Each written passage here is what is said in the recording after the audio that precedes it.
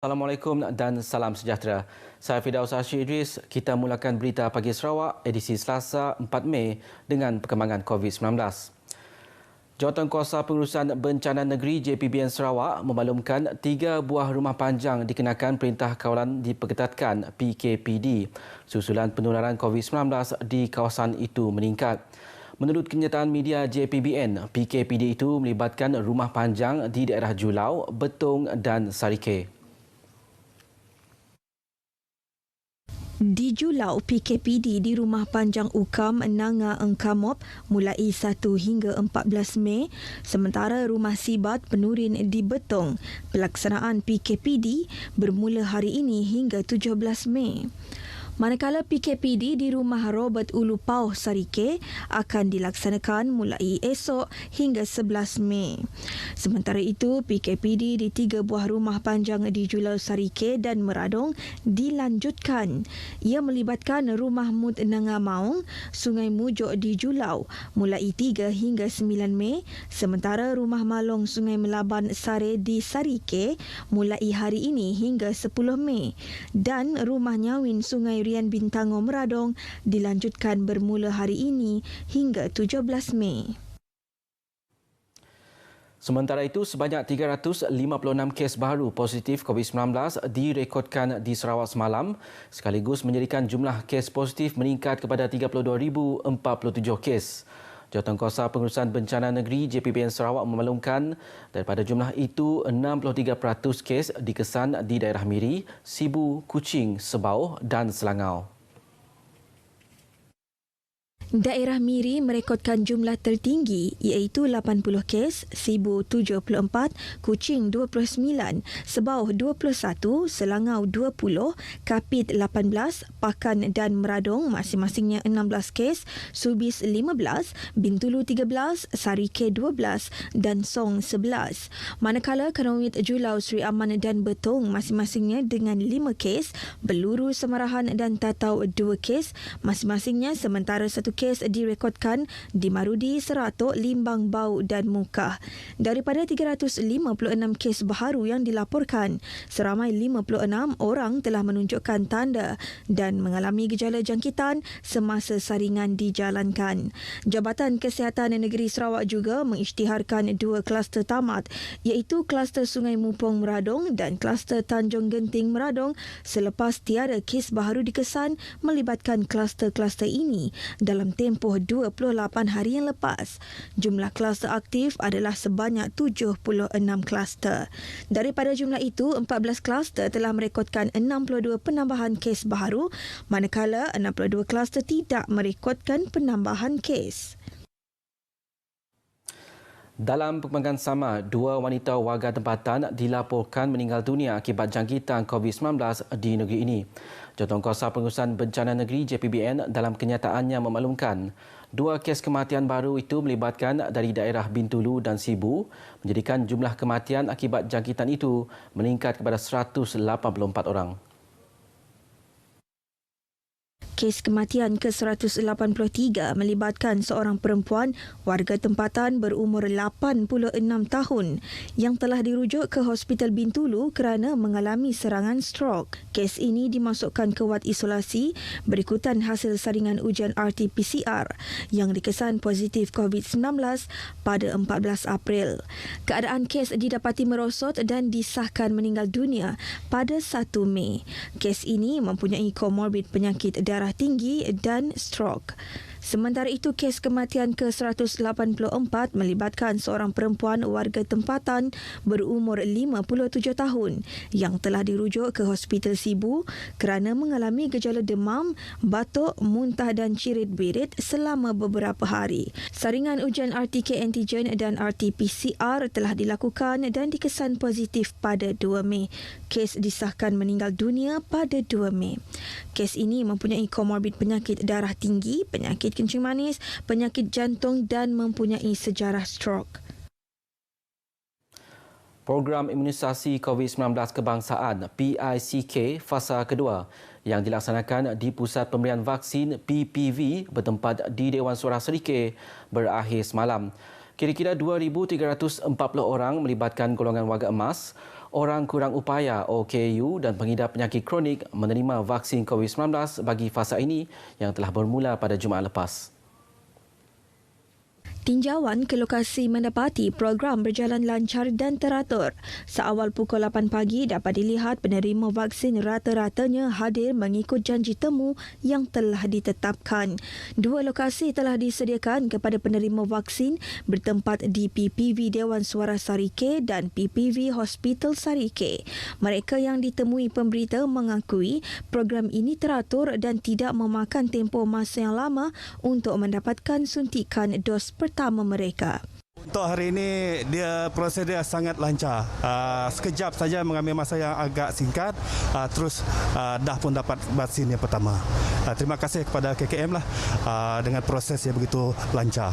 Berasa legal hati lebat mengenang ke diri kak selamat dah hari penyakit tu. Kira lancar lah ya bangsa tu leban ada tangguh-tangguh dah. Lalu kita datai lalu di layan sidang manah ke. Bawa dia lah tanya soalan macam kalau ada penyakit ke apakah ya macam alahan. Jadi dia okey lah di sini. PICK merupakan program pemvaksinan terbesar yang dilaksanakan oleh kerajaan sebagai pendekatan membendung serta menamatkan penularan COVID-19 dengan menyasarkan pencapaian keimunan kelompok dalam kalangan rakyat di negara ini. Penghuni rumah panjang perlu memandang serius serta ada pematuhan prosedur operasi standard SOP sepanjang tempoh pandemik COVID-19 ini. Ahli Dewan Undangan Negeri Pakan Tan Sri William Mawan Ikom menyeru kerjasama semua pihak dalam memastikan jangkitan wabak ini tidak menular ke kawasan-kawasan rumah panjang. Tegas Tan Sri William lagi, ini termasuk mengurangkan sebarang penganjuran yang menggalakkan pertemuan berskala besar. Cultural thing, nikah lah, gawai lah, gawai berapa itu, gawai antu, gawai bumai, gawai lah semua bisiknya. All rituals, tang lebih sensitif kita lebih kerabat tinggal. Tang kita nyaga dari hari mayu hagi mati. Labang utai itu berampit, cara berampit tidak pedang. Beliau ditemui pemberita RTM selepas rakaman program Sarawak Nuju Pemangsang YFM di Kuching. Dalam pada itu, beliau turut memberitahu bagi kawasan Dun Pakan setakat Februari hingga April tahun ini, sebanyak 20 tempat dikenakan perintah kawalan pergerakan diperketatkan PKPD. Daripada jumlah tersebut, 13 buah rumah panjang dikenakan PKPD, manakala 6 buah merupakan sekolah rendah dan sebuah sekolah menengah. Ahli Dewan Undangan Negeri Semalaju, Adun Semalaju, Majang Renggi semalam mengadakan kunjungan hormat terhadap pegawai pemerintah Batalion ke-7 Regimen Sempadan KM Seminajau, Lieutenant Colonel Hadi Madera bin A. Hamid. Lieutenant Colonel Hadi Madera merupakan pegawai pemerintah yang baru menggantikan Lieutenant Colonel Nur Hisham Miskon berkuat kuasa 22 April lalu. Dalam pertemuan tersebut, Adun Semalaju turut membincangkan beberapa perkara berkaitan peranan dan penugasan Regimen Sempadan ketika ini.